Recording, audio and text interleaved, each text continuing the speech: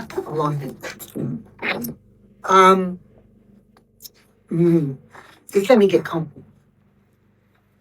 You'll have to talk, please, strongly into the mic. Yeah, so I just want to start with the quote of the day from Shoebridge, which is that AUKUS is like a multi-billion-dollar feast. And thank you for the opportunity. And Wage Peace makes this submission to the AUKUS with a focus on the weapons export industry. We focus here today on the role of the AUKUS arrangements in allowing export industry growth, influence and enmeshment in the economy, resulting in dangerous harm. Wage Peace look for new opportunities to involve ordinary people in campaigning, and we seek to change the fundamental values that the society is based upon. We acknowledge the genocide of the First Nations people that occurred across this great South land, and we recognise their survival and authority, and we intend to restore right relationships. We consider AUKUS to be an economic program. AUKUS loosens regulatory frameworks to enable enmeshment and the US military-industrial complex and the flow of money to private US entities. Australia's compliant relationship with the US and its military forces is the foundation for AUKUS.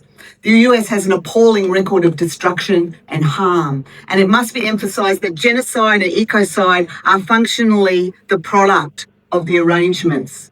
And we need to keep coming back to that. That is the outcome of these arrangements. I've made quite a shorter version, obviously, so I'm sorry if I miss things. We propose that AUKUS sits most importantly in the economic sphere as a business or trade agreement. We think this element should be consistently stressed and made primary in political discourses to enable widespread understanding of the nature of the agreement. We suggest AUKUS is the extension of the weapons export industry program, disingenuously called the Defence Export Strategy, set up in 2018 by Prime Minister Turnbull and Defence Minister Pyne. We can still see Pyne feeding at the trough. And as a peace movement looking to scrap AUKUS needs to be recognised as such. It's an economic program. And the idea of a security pact is an obfuscation of reality. Morrison's signing of the AUKUS agreement marked a shift in regarding the meaning of submarines. The meaning and purpose of submarines changed at that moment from submarines with a defence purpose to US submarines with a vast export supply chain and related nuclear waste purposes. The acquisition was no longer for defence, but to obfuscate other activity. And I think every time we talk about it as a real thing, we reinforce this confusion. I do want to acknowledge Kelly Tranter's argument presented in this inquiry that Morrison's signing was also the point that US nuclear submarines would be allocated to USA bases in Australia for forward attack operations by the US military. So there were a lot of problems solved for the Americans at that moment, none of which have to do with the defence of Australia, and we should stop pretending that it's somehow related to that.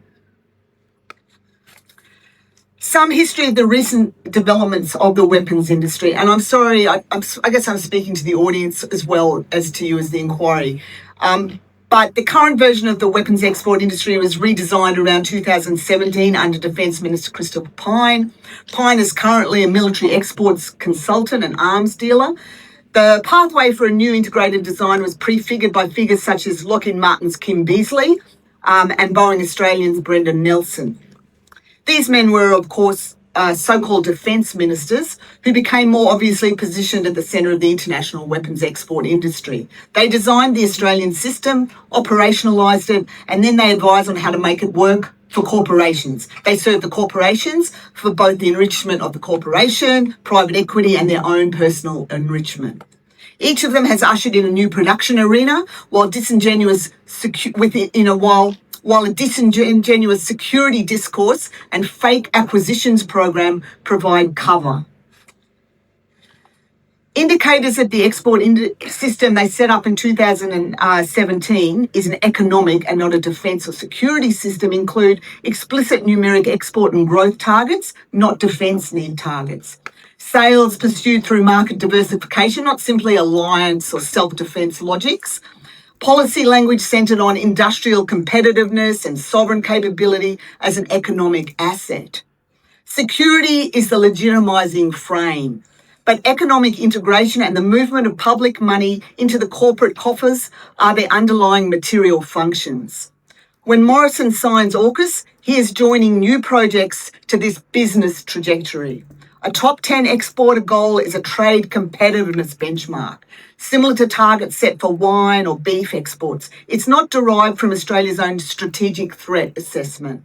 And I know that this goes to people who've built their whole identity around the bullshit security identity thing. I'm sorry about that, but we need to stop it. We need to stop talking about it as a security business. In 2020, 270 billion was allocated, this is 2 years into it, to boost the export industry, an average of 27 billion a year over 10 years, with the disguise of defence acquisitions.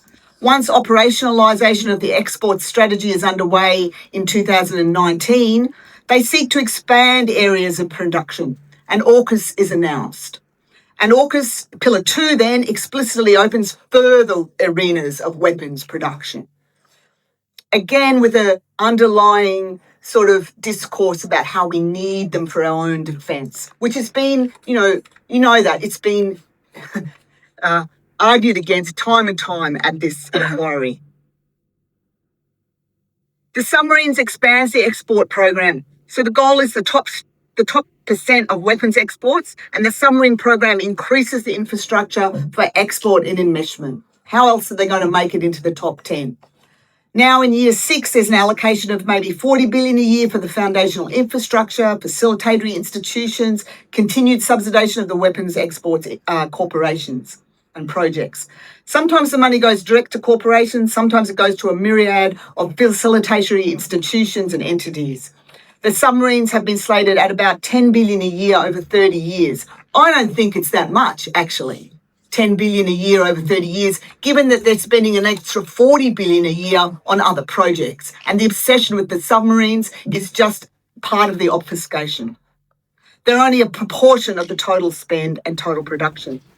As the US submarine program is rolled out, it more clearly resembles Lockheed Martin's F-35 exports program 20 years ago. It's marked by diversified supply chains, weapons factories in every city, facilitated think tanks and institutional justification of the program, but no real defence product. It should be noted that this implicates every admiral and naval captain involved in the fake acquisition. And you can see David Johnston sitting there squirming as he gets asked questions because he knows exactly what's going on, because he's been at the centre of the creation of this falsified state. They sit in Senate estimates and they lie about what's going on. In the submarines case, the acquisition is obviously not for Australian defence. So they've unfortunately pushed themselves outside their lying sphere. It's a fake acquisition. So AUKUS does not abolish export controls, but it substantially removes or reduces licensing barriers between Australia, the UK and the US, replacing them in significant areas with reciprocal exemptions and more closely aligned control arrangements. The effect is to facilitate and accelerate the movement of military-related goods, technology services, research, IP between the three countries. In our view, the regulatory architecture produces deeper technological, industrial and economic enmeshment between the three states, and now with Israel as a fourth, and their military industries.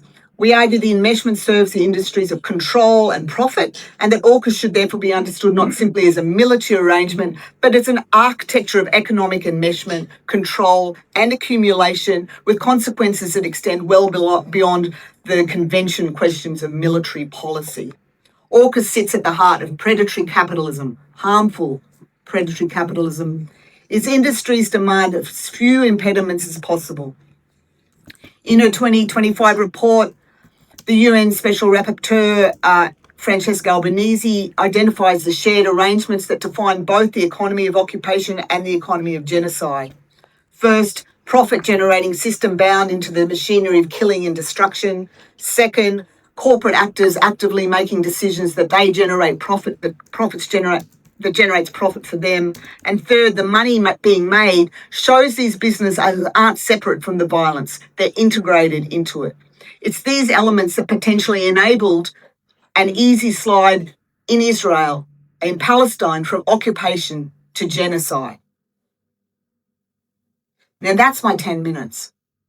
I still have probably 3 more minutes to speak. In my third 3 minutes ago. Thank you. We know that with business as a driving sphere, there's a severe separation from ethics and responsibility. We can easily see the outcome of this in Gaza, where no one weapons corporation or government or university or weapons match think tank has been able to step in and stop the genocide, even those that are wholly involved in it.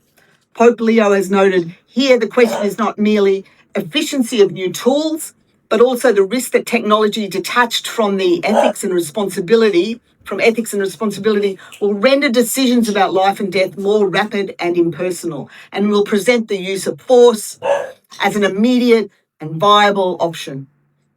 The weapons export industry production arenas have expanded in recent years. AUKUS Pillar 2 arenas are examples of this. Missiles and rockets, drones, armoured trucks, surveillance, bombs and explosives, weapon systems interfaces, radar and communications technology, AI and data. Each of these arenas has dozens of projects, dozens and dozens of facilitated projects. Wage Peace proposes that these arenas are primarily weapons export industry arenas. They serve the weapons industry corporations first and foremost in terms of the flow of government money. Australia's weapons export program is sustained by now a massive system of institutional facilitation designed to endure across changing governments. So it's held by the bureaucrats themselves who pass it from government to government. A dedicated Defence Export Office, senior ADF generals and high-ranking officers who provide public legitimacy, dozens of ex-politician consultant facilitators, AUKUS, lobbying firms, US pro-Israel think tanks and selected media and academic figures, state economic infrastructure, para-state industry development bodies, blah, blah, blah, R&D funding, university weapons partnerships, counter-terrorism units. It's like enormous. And the material outcomes for us, I just want to talk about, the enforced building of this industry requires the repression and submission of ordinary Australian people who actively oppose the transfer of wealth to the genocide or the genocide. Since the build-up of this industry, people have increasingly opposed it.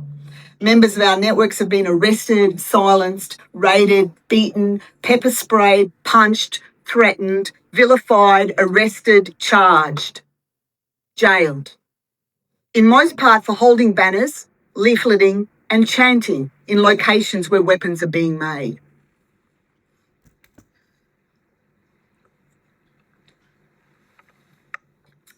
We believe the economic view is necessary to allow ordinary people to understand the complexity of the arrangements.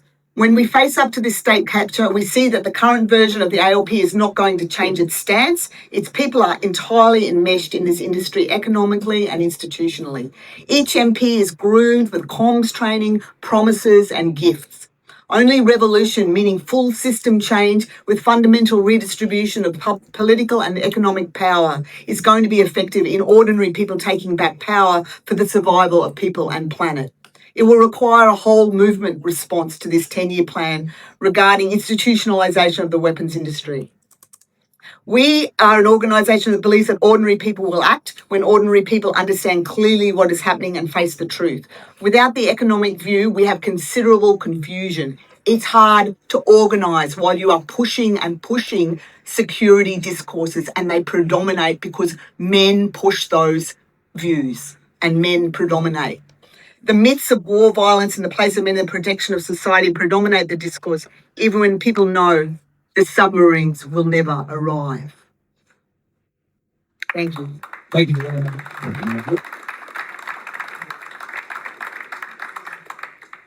We've got a couple of questions for you, and I think I may go to Karina, as she's been watching quite closely.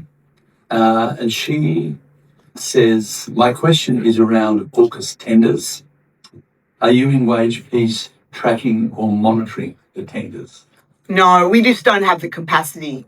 And we wait for people who... the peace movement has virtually, it's like hardly any paid staff. You know how many paid staff are because you're amongst the very few paid staff in the peace movement in Australia. It's probably less than a dozen people in the peace movement paid. Thanks for that. Chris, I might invite you. Okay, I wonder if you know about American Global Strategies. It's an organisation based in Washington, D.C. And I wondered if you knew that Scott Morrison is the Vice President of American Global Strategies. And he's assisted by a former ambassador, Sinodinos, and the former head of the Office of National Intelligence, Nick Warner. And the point of my question is, do you think that's ethical? And is it something that we should do something about it? I think it's baked in, right? It's baked in. Now, if I was going to tell, there's a couple of case studies I would have loved to have time to tell. But one of them is, I couldn't believe Malcolm Turnbull standing there and saying, I just don't know how he made this decision. Like he had in his office Yaron Finkelstein, right? Yaron Finkelstein was his private secretary. He didn't make these decisions. Yaron Finkelstein is there as a middle operative between the whole system. He's got other men in Boris's office. They're being told what to do by the nuclear industry, and they set this whole thing up from inside his office. He's not smart enough to do something like this. Is the thing: is our modern politicians are not themselves. They truly are the front of a team, and the team is very nefarious, and I do not believe, you can't see them, they're not accountable, you don't know who they are. And in his case, I don't even know what he would be doing there. I would suggest he's probably just hanging out there. Pine, on the other hand, has continued to build this infrastructure. He designed the infrastructure and he's building the infrastructure. Morrison, he's just going to take his $1.5 million for the rest of his life. It's a much better pay just to do nothing and get $1.5 million in those positions. It's nothing for them. So, Margaret, I'll counsel public comments which may give rise to objections or legal actions of any kind on your behalf. Noting that we are not constituted as a formal inquiry and don't have the protection of privilege when we would. So, having said that, I don't want to interrupt you at all. No. I just wanted to ask a question about AUKUS England too. Yeah. When I look at the war between Ukraine and Russia, I ask myself, how is it after so long that Ukraine is still doing well?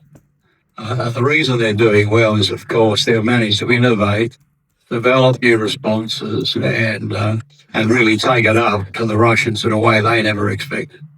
The reason I'm interested in your view on that is when you look at L2 and the kinds of topics under that kind of research within limitations that I understand you'd be interested in, but within those limitations is research that we should continue to do, surely.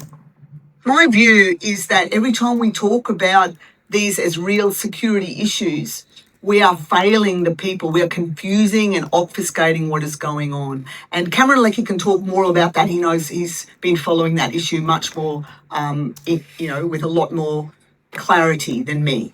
But even he would say this is about money laundering. It's about the shifting of money in an economic system. But it's not just about that. It's about building that economic infrastructure for the future. Okay? They've been at it for 8 years. We're in the middle of it. It's going to take a lot of undoing. Thank you for that question and answer. From Carmen Lawrence. Okay.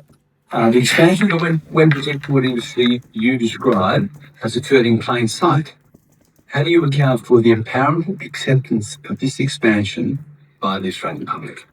Well, I think it's to do with the way men are socialised to think about militarism as a primary sort of part of their brain. My personal brain, it was built on how to do the washing, because I'm a Queensland woman. I know a lot about how to do the washing. But men are socialised to think about guns and the military. So everything they see first, and if you just tickle that part of their brains, they see everything through that through that lens. And you see this with Rex Patrick, who I think knows exactly what is going on, because sometimes he talks about it very clearly as an industry-based thing. But if you mention the sort of submarines and the defence, he'll very quickly slide in that because that's his expertise and that's where he comes from. And I think that this happens all the time. It's this sort of shifting us back into thinking about it as really a security issue. I think if you read Fernandez's book on, one of them, I can't remember which one, but, I know which one. It is the WikiLeaks one, right? Where he goes through all the WikiLeaks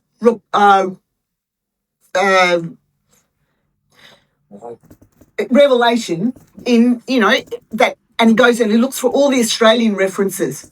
And it's in the middle of the Iraq War, in the middle of the Afghan War. He said there's virtually none on the war. It's all about trade. Okay, the security sort of discourse is a fake discourse. Like out in the big world, they're talking about the Iran war, the Iraq war, and the Afghanistan war.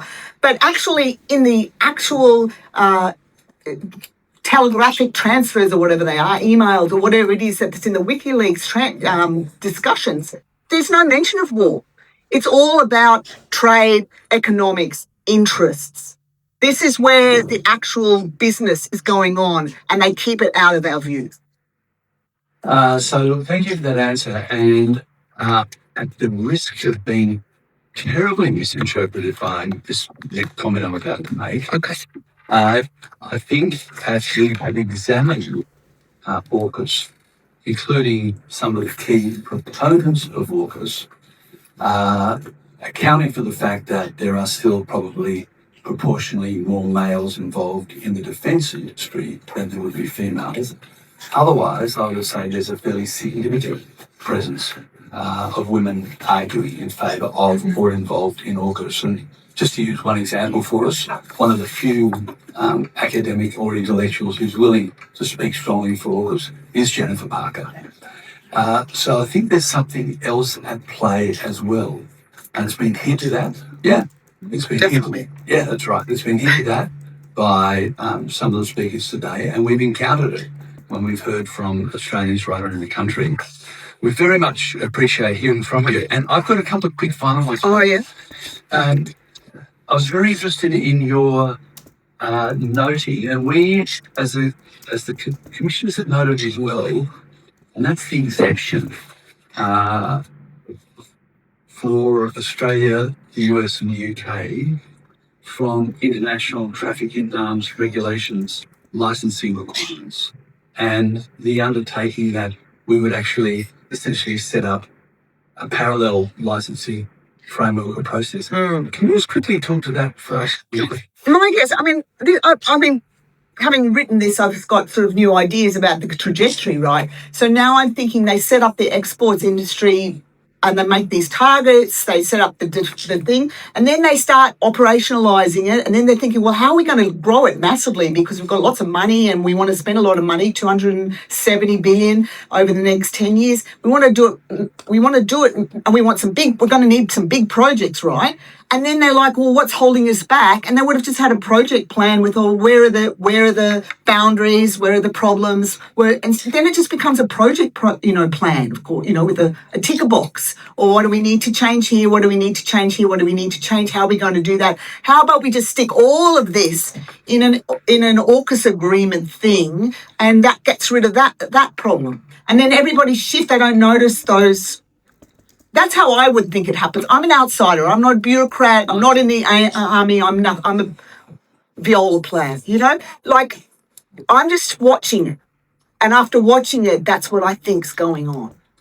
Well, we very much appreciate your insights and as a be able to thank Margie for his. Thank you, Margaret.